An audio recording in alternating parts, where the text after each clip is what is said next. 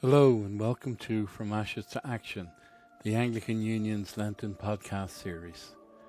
Today is the fifth Wednesday in Lent, and our speaker is Father David Brookman, Assistant Rector at Resurrection Parish Oratory in Odessa, Florida, and Registrar of the St. Aidan's Institute, a distinguished branch of the Centre for Theological Leadership Training and a ministry of the Anglican Union. In today's Gospel, from the 13th chapter of John, we see the betrayal of Jesus, the story when Judas betrays Jesus and goes off to hand him over to the Pharisees. We also see that Jesus is fully aware of what's going on, and rather than try to stop Judas, he tells him, "Go and do what you must do." The scene was really not well understood by the apostles at the time, and perhaps I suspect that sometimes not even by us, because it involves a different set of values, different from what we are used to. The Beatitudes tell us, "Blessed are those who mourn, for they shall be comforted. Woe to you who laugh now, for you shall mourn and weep."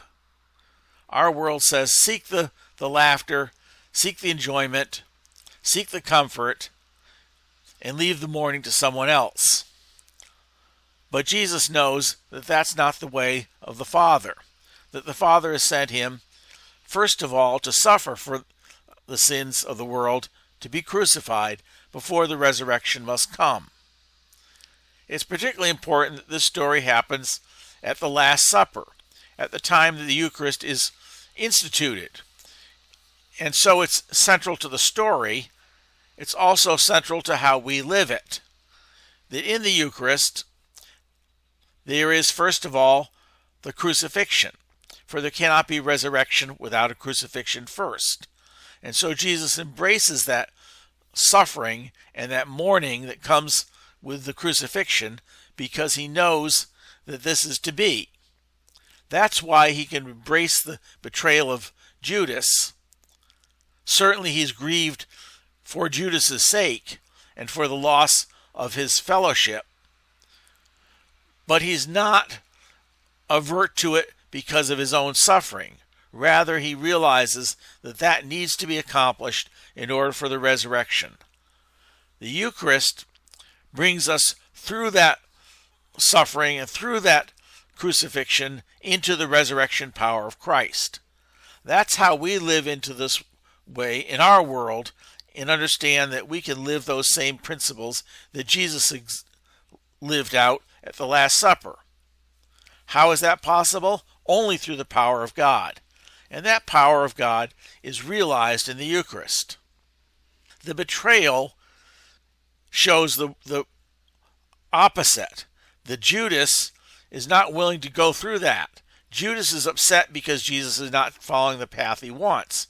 So he joins up with the Pharisees, who rejoice that Judas has come to give them an easy way out.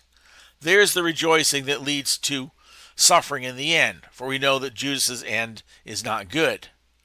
But rather, the Eucharist is an act of love, in that Christ gives himself, and therefore that gives us Christ, and therefore we are able to live into the way that Christ lives.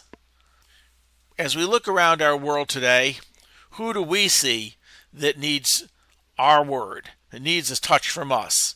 Those who are betrayed and abandoned. Are there people that we know of that we could reach out to and be that voice of Jesus that says, you are still valued? They need us to be Jesus for them.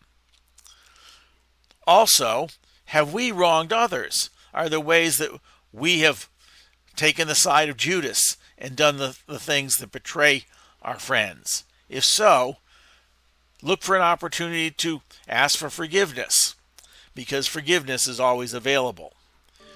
As we close today, remember, Lord, strengthen us to remain faithful, even in the moment of pain and loss. Amen.